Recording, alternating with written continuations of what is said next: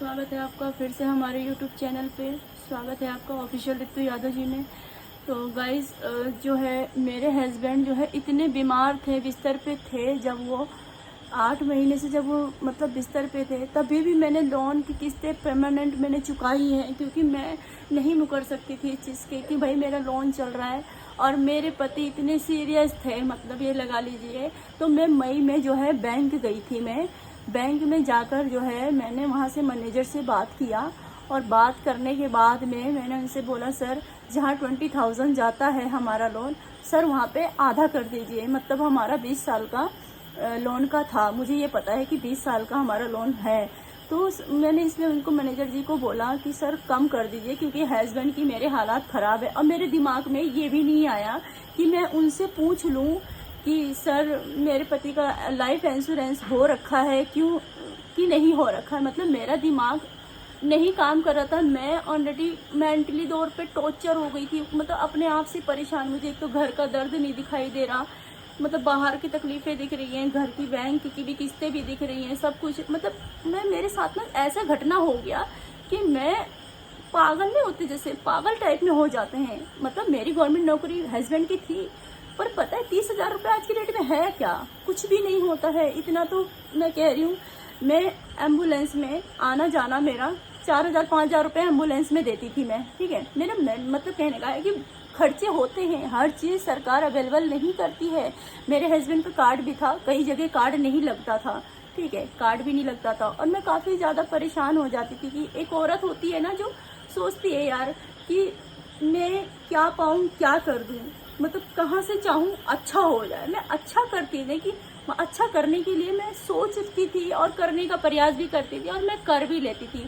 तो गाइस जब मैंने वहाँ मैनेजर से जब मिली तो उन्होंने बोला, मैंने बाकायदा अपने हस्बैंड की वीडियो दिखाई, फ़ोन में फ़ोटो दिखाया, लाइव वीडियो भी दिखाई मैंने उनको। तो सर ने मतलब उन्होंने मेरी जो है अमाउंट 20,000 की जगह उन्होंने 12,000 रुपये कर दी, ठीक है। उन्होंने मेरी इतनी कर दी। तो मुझे मतलब मेरे बेड पे जो मेरे पति थे, मेरे बेड पे लेटे हुए थे, वो बेचारे उस टाइम तक मेरी मेडिकल लगा के तनख्वाह आती थी और तनख्वाह में से जो है लोन कट जाता था। मतलब जब बिस्तर पे थे तभी भी कटती थी लोन। मैंने कहा चलो जो कर्जा उतर जाएगा उतर जाने दो। अगर मेरे पास वो तनख्वाह पूरी होती और लोन ना लेते तो मेरे शायद आप लोगों से, यूट्यूब वालों से जो है, मतलब यूट्यूब फैमिली से मुझे शायद मदद नहीं मांगनी पड़ती। लेकिन मेरी मजबूरी हो गई थी। मैंने सोचा कि शायद आप लोगों की मदद लेके मेरे यादव जी बच जाएंगे और हम लोगों के बीच में रहेंगे। जिस चीज़ का है भगवान, मैं धीरे धीरे करके चुका दूंगी। मेरे भाव मेरे मन में ये था, ये नहीं था कि पैसे ले लिया, पैसे के लिए मैं कुछ भी कर रही हूँ। पैसे के लिए मैं मेहनत करूंगी, मेहनत कर रही हूँ और मैं मेहनत से ही पैसा कर्जा अदा करूंगी। मैं आप लोगों की भागीदारी नहीं बनना चाहती थी, लेकिन शायद भगवान को यही मंजूर था। मुझे बहुत दुख लग रहा है उस चीज़ के लिए। लेकिन मैं जब मैनेजर से जब बड़ी बात हो गई, मैंने सर ऐसा, तभी भी मैनेजर ने मेरे लिए सिर्फ इतना ही किया हेल्प कि मैम मैं आपका कुछ हेल्प नहीं कर सकता, इतना कर सकता हूँ कि जो आपकी अमाउंट जा रही है उसको कम कर सकता हूँ, कम EMI में कर देता हूँ। मैंने कहा सर ठीक है। तो मई में जाके मैंने उनका कर दिया क्लियर, ठीक है। तो कम किस्त हमारी जाती थी, पर कम जाती थी, मतलब 12,000 रुपये लगभग जाती थी। तो मैंने कहा चलो, उसमें से मुझे दवाई भी, देखो सर जी की अपनी दवाई भी लाना था, ठीक है। और हॉस्पिटल में थे तो खाने पीने का भी होता है, हर चीज़ होता है। कई 8 महीने वो हॉस्पिटल से आना जाना, घर में उठना बैठना लगा रहा, तो घर का खाना कम खाया और हॉस्पिटल का ज़्यादा खाया। मैंने आप लोगों की तो पूरी वीडियो बनाया भी नहीं था, मतलब यूट्यूब पे डालती ही नहीं थी और मुझे कुछ पता भी नहीं था। और यूट्यूब पे मैं ऐसी वीडियो बना के पोस्ट कर देती थी। मुझे नहीं पता था कि मतलब ऐसा भी होता है इसमें, मुझे इसके बारे में नॉलेज नहीं था। तो मेरे को किसी ने एडवाइस दिया था कि सोशल मीडिया में आप जुड़ो और आपकी ऐसी वीडियो है डालो, आपकी लोग मदद करेंगे, मुझे ऐसा बोला गया था। तो मैं ऐसी वीडियो बनाती थी और जो रियल लाइफ चलता था मेरा वही डाल देती थी। उसी दौरान जो है इतना कुछ हैंडल करने के बाद, इतना कुछ तभी मेरे दिमाग में नहीं आया कि मेरा लोन चल रहा। मैं एक बार अपने कैसे पूछती, मेरा पति तो बोल ही नहीं सकता था, मेरा पति तो कुछ बता ही नहीं सकते थे मुझे। क्या पता उन्होंने क्या क्या कर रखा है, मुझे तो पता ही नहीं कुछ भी। अब धीरे धीरे चीज़ें आगे आ रही हैं। तो मतलब मैंने ये सोचा था कि चलो कोई बात नहीं यार, हो गया हादसा। मतलब कहाँ पे LIC भी नहीं करा रखी है, ना कोई इंश्योरेंस ले रखा है, ना जीवन बीमा करा रखा है, कुछ भी नहीं करा रखा है। पता नहीं कितने स्वभाव सीधे थे। अब हम बोलते थे तो कहीं ना कहीं, जब मैं बोलती थी कि इंश्योरेंस ले लो, कुछ ले लो, तो उनकी जो मम्मी थी वो भी बुरा मान जाती थी। होता है कुछ चीज़ें नहीं कराना है। और हम आजकल के टाइम पे सोच के चलते हैं कि शायद हम ऐसा करके जाएं, कल के दिन हमारे पीठ पीछे वालों को जो है तकलीफ ना हो, परेशानी ना हो। मेरे माइंड में तो ऐसा चल रहा था। लेकिन जब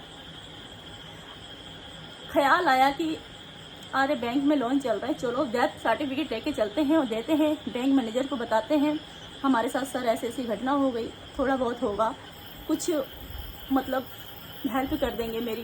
लेकिन उन्होंने तो साफ हाथ खड़े कर दिया और बोला मैम भरना ही पड़ेगा आपको ये, क्योंकि जब बंदा ही नहीं रहा अब तो लोन किस आधारित पे भरा जाएगा, आप लोग बताओ ना। और रही बात इनकी जो, भगवान दिमाग नहीं काम कर रहा है यहाँ से, इतनी परेशान हो गई, रात भर मुझे नींद नहीं आई, इतनी टेंशन, भूख प्यास सब खत्म हो गई। 8 लाख रुपए यहाँ नहीं होते हैं, 8 लाख रुपए बहुत होते हैं मेरे लिए। हाँ, जब वो ठीक ठाक थे, सब कुछ था, EMI भी जाती थी, सब कुछ भगवान की दया से अच्छा खासा चल रहा था। लेकिन मेरे साथ मतलब ऐसा हो गया, आज मुझे बहुत धक्का लग गया। मैं किसी भी काम से ना पीछे नहीं हटती, मैं काम करती हूँ, मैं सब कुछ करती हूँ। लेकिन आज मैं अकेली जब पड़ी ना, तब मेरे दिलो दिमाग में ख्याल आया, मैंने यार ये कैसे हो सकता है, ये कैसे हो गया, इतनी बड़ी गलती। यार कोई भी लाइफ में कोई भी लोन लेता है तो एक इंश्योरेंस तो लाइफ में कराता ही है, एक जीवन बीमा, एक पॉलिसी तो लेता है। लेकिन इनके साथ ऐसी घटना हो गई, इन्होंने एक पॉलिसी तक नहीं ले रखी है। मैंने आज छानबीन पूरा कर दिया, पूरा दिन भर मैं यही काम करती रही। मतलब मुझे तो कर्जा देना है ना, मेरे पे क्या बीत रही है मैं समझ सकती हूँ इस चीज़ को, मैं पागल हो चुकी हूँ बिल्कुल ही।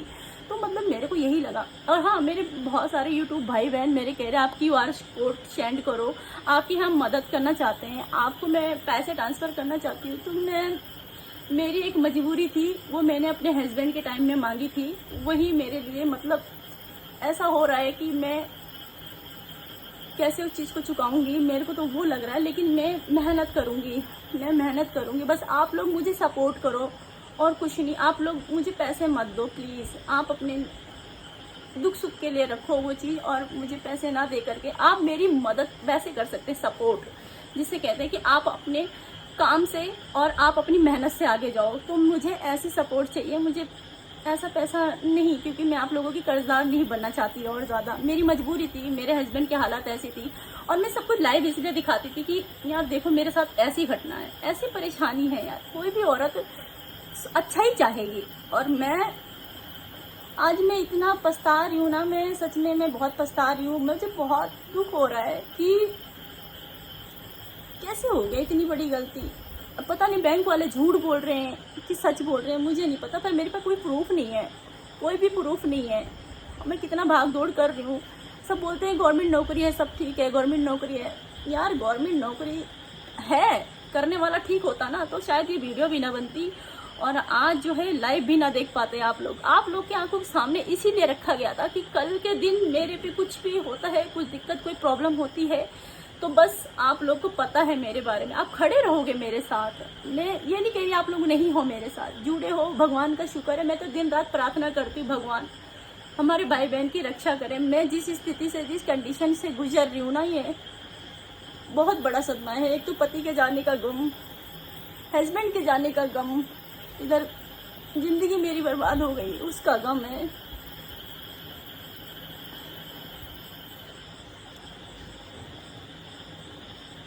कुछ भी समझ में नहीं आ रहा मुझे, और बस यही चीज की टेंशन खाई जा रही है। केस भी करूंगी, किस पे करूंगी केस, किस तारीख पे करूंगी, बैंक वालों को मैं ये काम करो, कभी इधर जाओ कभी उधर जाओ। तो मतलब एक औरत की ना प्रॉब्लम बहुत बड़ी हो जाती है धीरे धीरे। खासकर मेरे बड़े साया मेरे पति थे, मेन चीज तो वो थे। लेकिन आज मेरे साथ वही नहीं है। उन्हें ये नहीं दिख रहा है कि ये कितनी परेशान है, कितनी दुखी है। मतलब ऐसे संघर्ष में कम से कम मुझे बताने का प्रयास तो किया होता। कभी ये कहते कि यार मैंने यहाँ पे ऐसा किया है, मैंने वहाँ पे ऐसा किया है, कुछ तो बोलते, पर नहीं यार। मैं आज बहुत अटोरजी कर रही, मैं जहर खा के मैं खुद ही मर जाऊँ, सब सपोर्ट ही खत्म, सब रख लो। मेरा दिल ऐसे कह रहा कि खुद भी मर जाऊँ मैं।